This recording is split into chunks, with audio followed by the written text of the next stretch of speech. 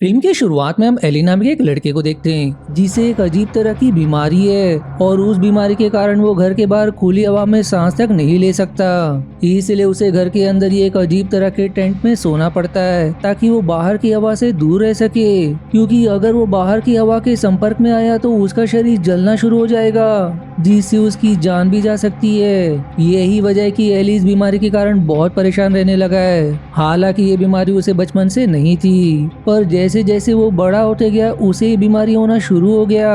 साथ ही इस चीज से एली के माता पिता भी बहुत परेशान है कि वो अपने बेटे को कैसे ठीक कर सकते, पर वो ऐसे हाथ पर हाथ धरे बैठ नहीं सकते। इसलिए फिर वो दोनों एली को हॉर्न नाम के डॉक्टर के पास ले जाने का तय करते, क्योंकि डॉक्टर हॉर्न का दावा है कि उसने ऐसे और भी कई बच्चों को ठीक किया है जो इस बीमारी से जूझ रहे थे। इसी उम्मीद में एली के माता पिता उसे हॉर्न के पास ले जा रहे। अब एली को उसके माता पिता हॉर्न की फैसिलिटी में ले आते जो काफी सुनसान जगह पर होती है। साथ ही वो फैसिलिटी बाहर से काफी डरावनी दिखाई दे रही थी। ऐसा लग रहा था कि किसी पुराने घर को फैसिलिटी में बदल दिया गया हो। लेकिन जब एली उस फैसिलिटी के अंदर आता है तो उसे और उसके माता पिता को एक अजीब प्रोसेस से गुजरना पड़ता है ताकि बाहर की कोई भी हवा अंदर ना आ सके, क्योंकि इससे एली को भी परेशानी हो सकती है। फिर इसके बाद हॉर्न एली को उसका कमरा दिखाती है और यहाँ एली के लिए एक अच्छी बात ये थी कि उसे यहाँ किसी भी तरह के टेंट में रहने की जरूरत नहीं है और ना ही किसी सूट की। वो इस फैसिलिटी में खुलकर रह सकता है। इसलिए फिर उसकी माँ एली का सूट उतार देती है जिससे एली बहुत ज्यादा खुश हो जाता है, क्योंकि वो भी नहीं चाहता कि उसे हमेशा किसी सूट या टेंट के अंदर रहना पड़े। लेकिन जब रात को एली अपने कमरे में अकेला होता है तभी उसे अपने आसपास भूतिया घटनाएं होने का आभास होता है, जिससे घबराकर वो अपने माता पिता के कमरे में चला जाता है।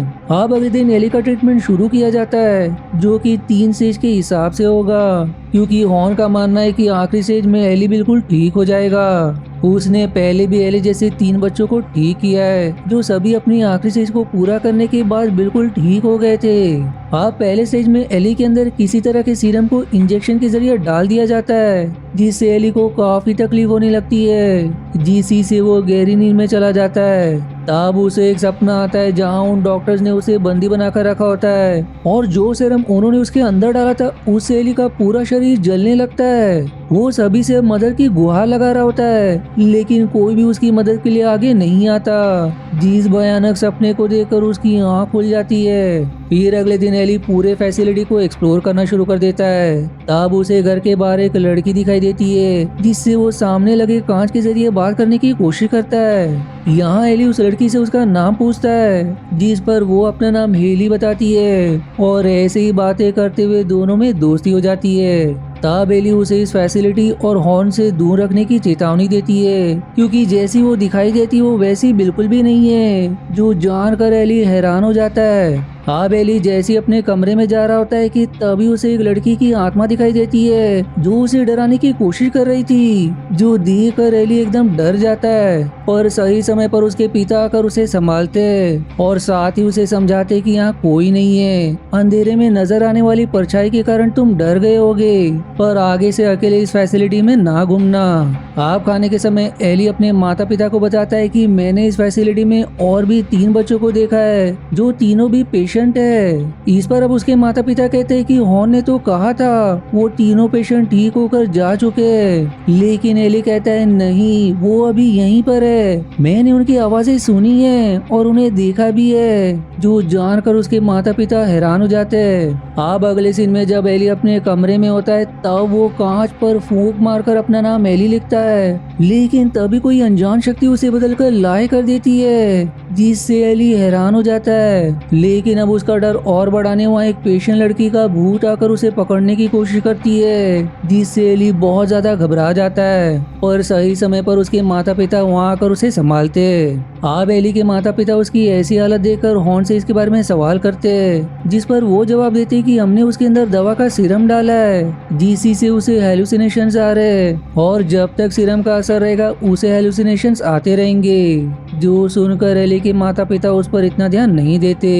फिर अगले दिन एली के दूसरे स्टेज का ट्रीटमेंट शुरू कर दिया जाता है, जिसमें इस बार एली के सिर के अंदर ही सीरम को डाला जाएगा। लेकिन हैरानी की बात तो ये थी कि जहाँ ऐसे ट्रीटमेंट के लिए पेशेंट को बेहोश किया जाता है, वहाँ एली बिल्कुल होश में रहकर सारी चीजें देख रहा होता है और उसके होश में रहते हुए ही डॉक्टर उसका ट्रीटमेंट कर रहे होते हैं। और इस बार भी एली को बहुत तकलीफ होने लगती है, जिससे उसे ऐसा महसूस होता है कि किसी ने उसके शरीर में एसिड डाल दिया है। इसलिए अब इन सबसे परेशान होकर एली अपने माता पिता को मनाने की कोशिश करता है कि इस ट्रीटमेंट को बंद कर दिया जाए, लेकिन उसके माता पिता ने अपना सारा पैसा इस ट्रीटमेंट में लगा दिया था और वो किसी भी हाल में एली को नॉर्मल बच्चों जैसा देखना चाहते थे। इसलिए वो इस ट्रीटमेंट को बंद करने का विचार अपने मन से निकाल देते। पर अब रात को वो भूत फिर से एली को परेशान करने लगते, इसलिए एली उससे बचने के लिए अलमारी में छिप जाता है। लेकिन तब वो भूत उस अलमारी को गिरा देते, जिसकी शोर सुनकर सभी वहाँ पहुँच जाते, जहाँ अब उन्हें अलमारी पर हर जगह लाई लिखा हुआ मिलता है, जो देखकर सभी एली को ही डांटने लगते, जिससे एली एकदम गुस्सा हो जाता है। अब अगले सीन में एली फिर से एली से मिलने जाता है, जहाँ वो उससे बताती है कि तुमसे पहले जो 3 पेशेंट्स यहाँ आए थे, उन तीनों को मैंने आखिरी स्टेज के बाद से नहीं देखा और जहाँ तक मुझे लगता है उन तीनों को हॉर्न ने मार दिया है। जो जानकर एली घबरा जाता है और अब जैसे वो अपने कमरे में जा रहा होता है कि तभी उन तीनों पेशेंट्स के भूत उसे घसीटते हुए दरवाजे के पास ले आते और दरवाजा खोलकर वहाँ से चले जाते, जिससे एली को बाहर की हवा लगने से उसका शरीर जलने लगता है। पर सही समय पर हॉर्न आकर उसे बचा लेती है। फिर एली सभी को समझाने की कोशिश करता है कि मैं सच कह रहा हूँ, यहाँ भूत है, लेकिन कोई भी उसके बात पर विश्वास नहीं करता। तब गुस्से में वो अपना हाथ कांच पर मार देता है, जिससे उसके हाथ से बहुत ज्यादा खून बहने लगता है और कमजोर होने के कारण वो वहीं बेहोश हो जाता है। अब फिर अगले दिन जब एली अलमारी पर लिखे लाई को देख रहा होता है, तब उसे समझ आता है कि ये लाई नहीं बल्कि 317 लिखा है, यानी कि वो तीनों पेशेंट का भूत उससे कुछ कहना चाहते, जो जानने के लिए उसे 317 क्या है उसका पता लगाना होगा। इसलिए अब रात को एली सभी के सो जाने के बाद पूरी फैसिलिटी को फिर से एक्सप्लोर करने लगता है कि आखिर 317 क्या है। तब उसे पता चलता है कि इस फैसिलिटी के रिकॉर्ड बुक कमरे का कोड 317 है। इसलिए अब वो 317 कोड डालकर उस कमरे में प्रवेश कर जाता है, जहाँ फिर उन तीनों पेशेंट की जानकारी निकालने लगता है, जिससे उसे पता चलता है कि एली बिल्कुल सही कह रही थी। वो तीनों पेशेंट स्टेज 3 को पूरा करने के बाद ही मारे गए थे और अगर एली ने भी अपना स्टेज 3 पूरा किया तो वो भी उनकी तरह मारा जाएगा। जो जानकर एली एकदम घबरा जाता है और तुरंत इसके बारे में अपने पिता को आकर बताता है, लेकिन अब भी वो उसकी बातों पर विश्वास ना करते हुए उसे बेहोशी वाला इंजेक्शन लगा देते, क्योंकि एली के स्टेज 3 का समय हो चुका था। पर एली इससे बेहोश नहीं होता, इसीलिए वो अपने आप को सभी से छुड़ाकर वहाँ से भाग निकलता है, जहाँ वो भागते हुए फैसिलिटी के बेसमेंट में पहुँच जाता है। लेकिन तभी हॉर्न और बाकी वहाँ कर उसे वहीं बंद कर देते ताकि वो अपने स्टेज 3 के लिए तैयार हो जाए। पर वहीं बेसमेंट पूरी तरह से गंदा होने के कारण एली को बहुत ज्यादा तकलीफ होने लगती है, जिससे वो वहीं बेहोश हो जाता है। लेकिन जब थोड़ी देर बाद उसकी आँख खुलती है तो वो बिल्कुल ठीक होता है, जो देखकर वो हैरान हो जाता है और अब जाकर उसे समझ आता है कि उसे कोई भी बीमारी नहीं थी। अगर वो पहले भी बाहर के हवा में आता तो कुछ समय बाद वो खुद ब खुद नॉर्मल हो जाता, जो जानकर वो एकदम हैरान तो वहीं खुश भी हो जाता है। फिर कुछ देर बाद जब एली की माँ उसे देखने आती है कि वो अभी किस हालत में, तब एली उस पर हमला करके वहाँ से भाग जाता है। लेकिन दुर्भाग्य से उसके पिता उसे पकड़कर जबरदस्ती ट्रीटमेंट के लिए लिए जाने लगते हैं। वहीं इधर एली की माँ जब बेसमेंट में होती है, तब उसे वहाँ उन तीनों पेशेंट्स के शव दिखाई देते जो स्टेज 3 के बाद मर गए थे, जो देखकर वो एकदम घबरा जाती है, जिससे अब जाकर उसे एली की बात पर विश्वास हो जाता है कि वो सही कह रहा था। इसीलिए अब वो एली को बचाने के लिए चाकू लेकर हॉर्न को रोकने आती है। लेकिन तब एली के पिता को लगता है कि अपने बेटे की वजह से एली की माँ को गहरा सदमा लग गया है, जिसी से वो ऐसी हरकत कर रही है। इसलिए वो उसे पकड़ लेता है और चाकू छीनकर हॉर्न को ही दे देता है।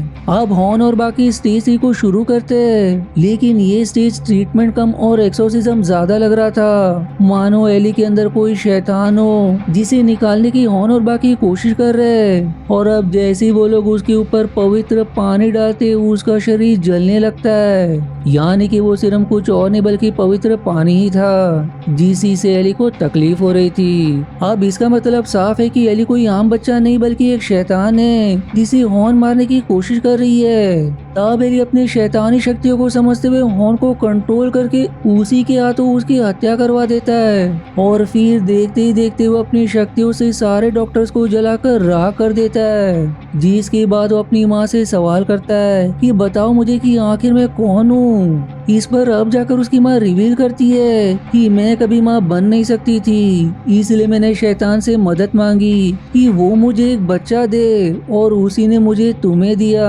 लेकिन शैतान का कहना था कि तुम एक नॉर्मल बच्चे रहोगे, पर उसने मुझे झूठ कहा और अपनी तरह तुम्हें भी एक शैतान बना दिया। तब एली के पिता उसे मारने की कोशिश करते हैं, लेकिन वो बाकियों की तरह उन्हें भी मार देता है और सिर्फ अपनी माँ को छोड़ देता है। फिर एली सारी फैसिलिटी को जलाते हुए बाहर आ जाता है जहाँ वो अच्छे से सांस ले पा रहा था। तब वहाँ उसे हेली दिखाई देती है जो उसे कहती है कि मैं तुम्हारे बारे में पहले से ही सब कुछ जानती थी क्योंकि मैं भी तुम्हारे तरह ही हूँ, पर इस बारे में मैंने तुम्हें इसलिए नहीं बताया ताकि तुम अपनी शक्तियाँ खुद समझ सको, क्योंकि तुम हम में से सबसे ज्यादा ताकतवर हो और जिन 3 पेशेंट को हॉर्न ने मारा वो भी हमारे ही तरह थे लेकिन तुमसे कमजोर थे, इसलिए वो हॉर्न के हाथों मारे गए क्योंकि वो कोई डॉक्टर नहीं बल्कि नन थी जिसने सभी को मार दिया, पर तुम भाग्य से बच गए। फिर इसके बाद वो उसे उसके और अपने असली पिता यानी कि शैतान के पास चलने को कहती है, जिस पर एली मान जाता है और फिर गाड़ी चलाने के लिए अपनी माँ को कहता है क्योंकि उसे पता है कि भले ही वो शैतान क्यों ना हो उसकी माँ उसे तब भी प्यार करेगी। जिसी हॉरर एंडिंग के साथ ये मूवी यहीं समाप्त हो जाती है। आशा है आपको मेरी एक्सप्लेनेशन पसंद आई। यदि हाँ तो प्लीज वीडियो को लाइक करना और चैनल को सब्सक्राइब करके सपोर्ट करना ना भूलें। मिलते हैं अगले एक्सप्लेनेशन वीडियो में, तब तक के लिए धन्यवाद दोस्तों।